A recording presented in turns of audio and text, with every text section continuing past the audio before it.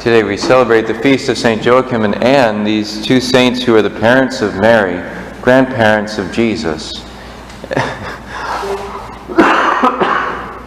Excuse me.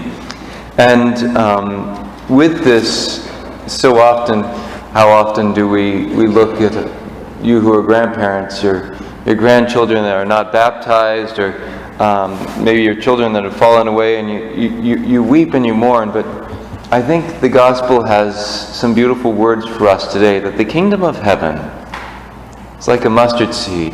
And when you sow those seeds, it may look like it's so small, like you're never going to see anything flourish from this. When you look and you put that little bit of yeast in the flour, when you're proclaiming the kingdom of God, when you remember all the times when you've talked about Jesus to your kids or brought your kids to church and then they fell away and then your kids never baptized their kids, we look and we say, and yet we don't see the full extent of the kingdom. That even just the smallest little seed can come and bloom and blossom and grow.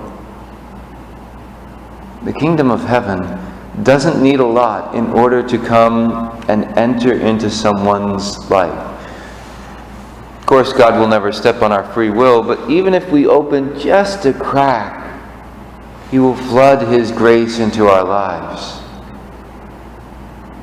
And so, grandparents, keep praying.